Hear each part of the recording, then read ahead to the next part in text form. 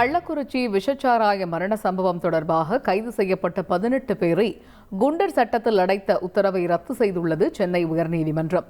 இது பற்றிய முழு விவரங்களை அறிவோம். எமது செய்தியாளர் சுரேஷ் இணைகிறார். சுரேஷ், வணக்கம். முழு விவரங்கள் என்ன? வணக்கம். கள்ளக்குறிச்சி மாவட்டத்தில் விஷச்சாராயம் அறிந்து 60க்கும் மேற்பட்டோர் உயிரிழந்த சம்பவம் தொடர்பாக கைது செய்யப்பட்ட 18 பேர். போட்டோ எடுக்கிறதுல ரொம்ப ஆர்வமா உங்களுக்கு? அப்போ போட்டோ ஸ்டுடியோ ஸ்டார்ட் பண்ணுங்க. மாசம் 2 லட்சம் வரைக்கும் சம்பாதிக்கலாம். எப்படின்னு தெரிஞ்சுக்கணும்னா ஃப்ரீடம் ஆப்பை இப்பவே டவுன்லோட் பண்ணுங்க. குண்டர் தடுப்பு சட்டத்தின் கீழ் சிறையில் அடைக்க உத்தரவிடப்பட்டது. இந்த உத்தரவை ரத்து செய்ய வேண்டும் என்ற கோரிக்கையுடன் 18 பேர் தரப்பிலும் சென்னை உயர்நீதிமன்றத்தில் ஆட்கொணர்வு மனுக்கள் தாக்கல் செய்யப்பட்டன. இந்த மனுக்கள் நீதிபதிகள் S.M. சுப்பிரமணியம் மற்றும் ஜோதிராமன் அடங்கிய அமர்வில் விசாரணைக்கு வந்தது.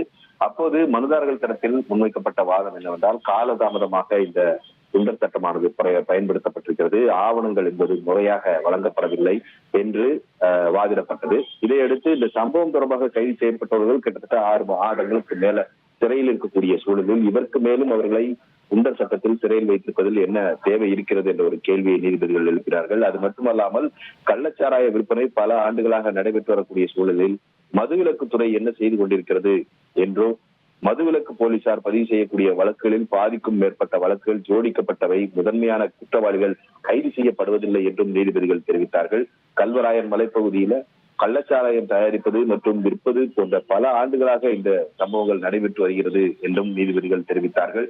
மதுவிலக்கு போலீசார் சில பல்வேறு தவறுகளை செய்கிறார்கள், அவ்வாறு தவறு செய்யக்கூடிய அதிகாரிகள் மீது என்ன நடவடிக்கை எடுக்கப்பட்டது என்பது குறித்து தெரியவில்லை என்றும் நீதிபதிகள் குறிப்பிட்டார்கள். இதற்கு பதிலளித்த அரசு தலைமை வழக்கறிஞர், இந்த கள்ளக்குறிச்சி கள்ளச்சாராய சம்பவம் என்பது கள்ளக்குறிச்சியில் இந்த கள்ளச்சாராயம் தயாரிக்கப்படவில்லை, மாதவரத்தில் இருந்துதான் சென்றிருக்கிறது, இதற்கும் கல்வராயன் மலைக்கும் தொடர்பில்லை என்று விளக்கமளித்தார். இந்த சம்பவம் தொடர்பான வழக்கின் விசாரணை சிபிஐக்கு மாற்றப்பட்டிருக்கக்கூடிய சூழலில் இந்த வழக்கு தொடர்பான ஆவணங்கள் அனைத்தும் இன்று அல்லது நாளை சிபிஐ வசம் ஒப்படைக்கப்படும் என்றும் விளக்கமளித்தார்.